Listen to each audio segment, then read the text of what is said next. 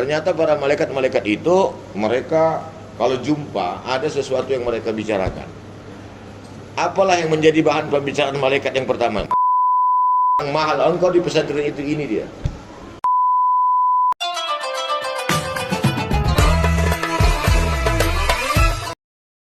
Assalamualaikum warahmatullahi wabarakatuh.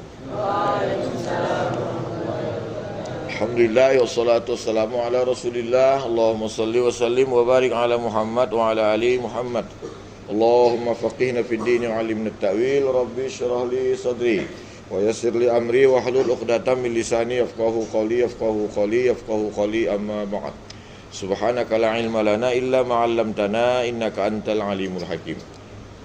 Anak-anak kami sekalian, para santri yang kami sayangi dan kami banggakan, alhamdulillah pagi hari ini kembali kita berjumpa, kembali kita melaksanakan kegiatan rutin seperti biasa yang selalu kita lakukan setiap selesai sholat subuh sebelum kita nanti membaca Al-Quran, yaitu nu'minu sa'ah, ya, beriman sesaat, beriman sejenak.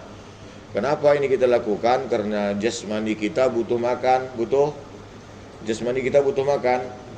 Berapa kali makan sehari? 3 kali. Rohani kita juga butuh makan. Jangan biarkan rohanimu kering, jangan biarkan rohanimu kurus, tidak dikasih makan. Apa makanan rohani? Sholat 5 waktu, baca Quran. Ini salah satu antaranya mendengarkan tausiah, supaya seimbang antara kesehatan jasmani dengan kesehatan rohani. Jangan hanya jasmani sehat, rohani tidak sehat. Orang-orang kafir yang sehat itu hanya jasmaninya, rohaninya penuh penyakit. Karena rohaninya tidak pernah dikasih vitamin, asupan gizi, dengarkan ceramah. Orang beriman harus dengarkan ini. Dengar azan saja itu itu sudah merupakan asupan untuk tubuhmu. Dengar Allahu Akbar. Enggak usah kau jawab aja, udah masuk itu. Apalagi kau jawab. Makanya kalau dengar azan diam. Paham? Dengar azan, apa kata Nabi? Siapa yang mendengarkan azan hendaklah diam, dengarkan azan, jawab seperti apa yang dikumandangkan si tukang Itu seharusnya, jangan bicara. Supaya apa? Itu kalimat-kalimat azan masuk menjadi vitamin. Ya, kalau sudah masuk vitamin bagaimana artinya? Apa efeknya? Ibadah itu akan kuat, ibadah akan rajin, semangat tanpa disuruh, tanpa diawasi. Dia sholat tanpa ada melihat. Akhirnya dia akan menjadi apa? Menjadi manusia langit yang tinggal di bumi. Dia manusia langit. Ibadah saja kerjanya, walaupun hanya tinggalnya, tempat tinggalnya masih di bumi. Itu yang harus kau capai. Baik. Syukur kita kepada Allah, Nabi kita mengatakan begini, burika ummati fi bukuriha. Burika ummati dalam hadis, burika ummati fi bukuriha. Apa artinya ini? Umatku itu diberkahi di waktu subuhnya. Umatku itu diberkahi oleh Allah di waktu subuh. Artinya apa? Siapa yang bangun subuh, Allah berkahi. Ya, kalau ingin mencapai kesuksesan, jaga waktu subuh. Waktu subuh dijaga. Pintar kau, jago kau, berhasil kau. Karena inilah awal Allah berikan keberkahan. Cuma sayangnya waktu subuh itu banyak diambil oleh orang-orang yang tidak beragama Islam. Lihat itu, mereka yang dipajak siapa? Yang tidak seakidah sama kita, tapi mereka memegang kekuatan ekonomi. Bahaya. Ini kita tidak. Baik. Syukur pagi hari ini kita kembali berkumpul. Yang kedua tentunya tidak lupa kalah kita menghadiahkan salawat salam atas Nabi kita yang mulia, kekasih Allah Subhanahu wa taala, Nabi kita Muhammad sallallahu alaihi wasallam. Baik. Anak-anak kami sekalian, kita lanjutkan ya. Yaitu untuk tetap senantiasa memberikan makanan terhadap rohani kita. Kalau jasmani sebentar lagi kan turun, kita bisa kan? Kalau itu aktif kita, ini juga harus aktif supaya seimbang. Karena hidup kita ini bukan pada berpangku kepada kekuatan tubuh ini, tapi berpangku kepada kekuatan roh, yang itu yang memberikan kekuatan. Baik. Siapa yang ingat semalam batas mana cerita saya? Udah berapa poin yang saya sampaikan? Apa bicara kita? Hal-hal yang menjadi bahan pembicaraan malaikat. Ternyata malaikat-malaikat itu saat berjumpa, malaikat itu saat ketemu mereka macam kita ini, para malaikat-malaikat Allah namanya yahtasimul mala'ul a'la. Itu malaikat-malaikat di kelas atas yang berkelas. Malaikat itu punya kelas juga mereka. Macam di kita ini dunia kan ada pejabat-pejabat berkelas, ada orang-orang berkelas gitu kan. Ada kafe yang berkelas, ada warung pinggir jalan, gitu kan, tak berkelas, harganya murah. Ini malaikat-malaikat itu berkelas. Ternyata para malaikat-malaikat itu, mereka kalau jumpa ada sesuatu yang mereka bicarakan. Apalah yang menjadi bahan pembicaraan malaikat yang pertama? Masih ingat siapa kalian? Apa yang pertama? Orang-orang yang senantiasa menyempurnakan wudhu walaupun situasinya atau sama aja ya, atau badannya kedinginan tetap sempurna wudhunya ya kan, satu ya. Oke, alhamdulillah masih ingat. Yang kedua, setiap langkah-langkah kaki yang dilangkahkan kepada ke masjid. Dan ini yang mahal yang kau miliki ketika kau masuk ke pesantren ini. Dulu langkah kaki kau murah. Waktu di kampung, langkah kakimu murah. Karena langkah kakimu tidak banyak ke masjid. Tapi begitu ayahmu antar kau ke pesantren sini, mulai kau wajibkan melangkah kaki ke masjid. Akhirnya langkah kaki kau menjadi langkah kaki yang mahal. Bukan uang sekolah 1 juta yang mahal di pesantren ini. Yang mahal itu langkah-langkah kakimu ke masjid, itu yang mahal supaya kau tahu. Semalam saya sampaikan, ini terus saya ingatkan. Sekarang kau di mana? Di mana abangmu? Belum tentu ada di sini. Di mana uakmu? Belum juga tentu ada di sini. Kakakmu mungkin masih tidur, mungkin ya, saya makan mungkin. Mamamu masih sibuk. Ayahmu kita tidak bersangka buruk, tapi mudah-mudahan sudah bangun. Tapi yang mahal engkau di pesantren itu ini dia. Setiap waktu ajan berkumandang. Ternyata kau sudah ada di masjid. Kau sudah ada di masjid. Kau sudah dalam pengintaian dan pemandangan serta menjadi kebanggaan para malaikat-malaikat Allah Subhanahu wa taala. 1 juta atau itu yang mahal. Apa yang terjadi kau melakukan kebaikan-kebaikan di pesantren itu yang mahal, bukan uang sekolah 1 juta. Itu enggak ada nilainya. Enggak ada nilainya. Yang buat mahal kau di pesantren itu ini. Saat keluargamu, uakmu, abangmu mungkin masih tertidur, kau sudah datang ke masjid. Saat mereka sibuk bekerja masih penuh dengan keringat, kau sudah ke masjid waktu zuhur. Saat mereka lalai tertidur nanti selesai sholat, selesai asar, sebelum asar, kau sudah di masjid. Nanti maghrib, kau sudah di masjid. Bahkan telingamu sering mendengar kalimat-kalimat azan dan mendengarkan ayat-ayat Al-Qur'an. Mahal tidak? Itu mahal. Oke ya, yang ketiga. Kita lihat dulu apa yang menjadi bahan pembicaraan para malaikat. Baik, yang ketiga, setelah yang pertama tadi itu adalah, saya ingatkan, selalu ingat, memperbaiki wudhu di saat-saat dalam kondisi dingin. Karena wudhu itu sangat bermanfaat. Wudhu itu menjadi silahul mukmin. Wudhu itu menjadi senjata orang-orang beriman. Bahkan ingat ya, orang-orang beriman itu karena sering berwudhu akan nampak cahaya di sini. Nampak itu, kamu nggak bisa dibohongi. Ambil orang yang tidak beragama Islam, bandingkan dengan wajah kamu. Sehitam-hitam kamu lebih cantik bersinar wajahnya ketimbang mereka yang tidak beragama Islam. Paham? Itu akibat apa? Air walaupun nampak hitam, black dia, tapi kalau udah sering berwudu. Bilal itu siapa? Orang yang diizinkan Nabi mengumandangkan azan, dan tidak ada orang yang diizinkan Nabi mengumandangkan azan kecuali Bilal. Tidak ada yang diizinkan Nabi mengumandangkan azan kecuali Bilal bin Rabah. Tapi wajahnya dalam riwayat orang Habsyi itu orangnya hitam. GSS gosong hitam matang. GSM gosong hitam matang. Tapi suaranya luar biasa itu Bilal. Kalau azan hampir 2 kilo, 3 kilo kedengaran tanpa mik. Tapi tahukah kamu? Makanya di sini saya haran kepada kamu, jangan kalian malas kalau disuruh azan. Karena orang-orang yang sering memandangkan azan hari kiamat akan dipanjangkan dalam hadis lehernya itu.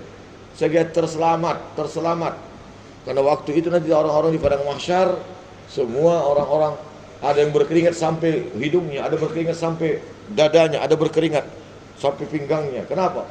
Itu padang mahsyar dipenuhi dengan keringat manusia. Kenapa berkeringat? Ketakutan akan menghadapi hisab di hadapan Allah. Tapi orang-orang yang sering menggunakan azan itu akan dipanjangkan seperti leher zebra, sehingga efek dari keringat orang yang bercucuran itu tidak akan mengena kepada dia. Paham?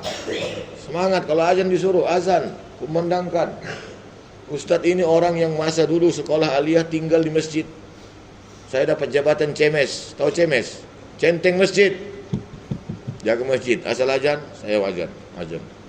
Percayalah.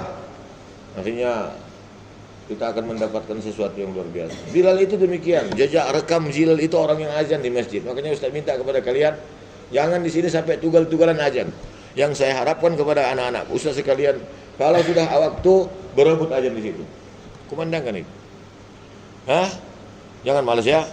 Allahu Akbar, Allahu Akbar. Tahu kamu pahalanya. Begitu kau bilang Allahu Akbar, Allahu Akbar, gara-gara kau orang datang ke masjid kau dapat pahala.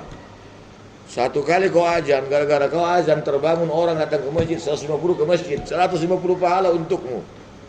Maka sesungguhnya kadang-kadang lebih besar lagi pahala tukang azan daripada seorang imam. Paham ya? Jangan malas. Ini kadang-kadang ada juga di antara kita agak malas, takut-takut. Kenapa azan? Bukan harus suara yang cantik asal bacaan tepat ya. Saya mau cerita sedikit di pagi yang mulia ini kan. Siapa itu Bilal? Bilal itu orang yang merajuk setelah Rasul meninggal. Orang yang merajuk setelah. Kenapa dia merajuk? Karena begini.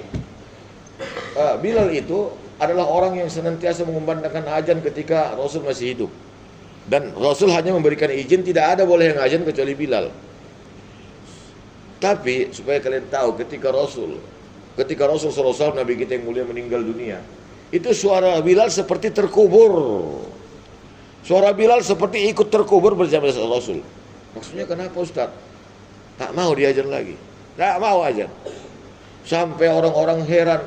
Sudahlah Rasulullah meninggal, Bilal tak mau azan. Seperti hari itu, sejak Rasul meninggal, umat Islam kehilangan roh, kehilangan semangat. Sebenarnya kota Madinah adalah kota mati. Kenapa? Bilal merajuk, tak mau mengumandangkan azan. Lalu, kalau begini kita gawat, kata mereka. Sudah Rasul meninggal, tak ada lagi panutan kita, kecuali penggantinya Abu Bakar. Bilal pun tak mau mengumandangkan azan. Coba kata mereka, kita datangi Bilal, kita bujuk dia, apa masalah? Datanglah Abu Bakar. Siapa Abu Bakar? Orang yang membebaskan Bilal waktu Bilal menjadi budak, ditindih batunya ke dadanya dengan kata Abu Bakar, "Hai Bilal, kumohon azan atas namaku Abu Bakar yang pernah membebaskan engkau dari perbudakan. Saat kutemui diri kau di tengah jalan ditindih orang-orang kafir Quraisy jahiliyah dengan batu. Lalu kutebus kau dengan uangku. Aku mohon kau azan kembali." Bilal dengan tenang ditatapnya Abu Bakar. "Bolehnya aku bertanya ya Abu Bakar?" "Apa yang mau kau tanya?" "Waktu kau bebaskan aku, waktu aku jadi budak, kau bebaskan aku dari siksaan orang-orang kafir Quraisy. Kau bebaskan aku karena uang kau yang banyak atau karena Allah?" "Bilal, ku bebaskan kau itu sebenarnya bukan karena uangku yang banyak, tapi ku bebaskan kau demi Allah, karena Allah semata." Kata Bilal, "Kau bebaskan aku karena Allah?" "Iya ya Bilal." "Kalau gitu boleh aku memilih pilihanku?" "Apa pilihanmu?" "Izinkan aku untuk tidak azan lagi." Kata Allah. Dia mau. Itu pilihan. Izinkan aku untuk tidak. Hai. Abu Bakar, Umar, Bilal, saya tolong azan kau. Tidak mau dia. Sudah, apa yang terjadi? Ini yang nyuruh tak mau, ini yang nyuruh tak mau. Orang-orang terdekat Rasulullah nyuruh tak mau. Terakhir mereka bilang, Hasan Hussein. Siapa Hasan Hussein? Cucu Nabi. Suruh Bilal azan, suruh Bilal azan. Kalau mungkin kau nyuruh, mulia, gitu. Datanglah Hasan dan Hussein. "Bilal," kata mereka, "kami mohon atas nama yang dalam darah kami, yang dalam tubuh kami ini ada mengalir darah Rasul sallallahu alaihi wasallam. Kami mohon, azanlah engkau sekarang balik. Besok azan lagi. Azan sekarang. Sudah masuk waktu." Gak bisa ditolak. Seperti perintah ini rasanya perintah roh. Karena yang merintah itu cucu Rasul. Di dalam tubuh Hasan Hussein ada mengalir darah roh cucu kandung itu. Bangkit. Barulah dia kumandangkan azan. Tapi luar biasa begitu dia bilang Allahu Akbar, Allahu Akbar, dengan suara yang lantang 2 km 3 km mil. Begitu sampai kepada kalimat asyhadu anna Muhammad, dia tidak mampu. Ulangnya lagi asyhadu anna Muhammad, dia berhenti, tidak mampu dia teruskan. Diulangnya lagi asyhadu anna Muhammad. Abu Bakar datang, udah bilang turun, disuruh turun. Tidak mampu dia lagi. Menyebut nama kekasihnya Nabi Muhammad sallallahu alaihi, sebuah kecintaan yang dalam. Kehilangan karena Allah. Mereka paham, turunlah Bilal. Datanglah Abdullah bin Maktum yang buta, melanjutkan azan yang terpenggal ketika Bilal tidak mampu menyelesaikan. Baik. Nah, anak kami sekalian, habis sholat, mereka bertanya kepada Bilal, Bilal, apa yang terjadi tadi dengan kau azan? Kenapa kau begitu? Lihat ini, apa kata dia? Saat tadi aku memenangkan azan, teringat aku dengan Rasulullah, dia bilang. Asyhadu anna Muhammadar Rasulullah. Dulu kalau aku azan, terompah kaki yang pertama aku dengar datang itu sandal kaki Rasulullah. Tadi aku azan, aku dengar banyak sandal kaki, terompah kaki yang datang ke masjid ini. Tapi tak satu pun di sana aku dengar terompah kaki Rasulullah yang masuk dalam masjid. Buat aku mana? Ini sebuah kerinduan yang luar biasa. Paham ya?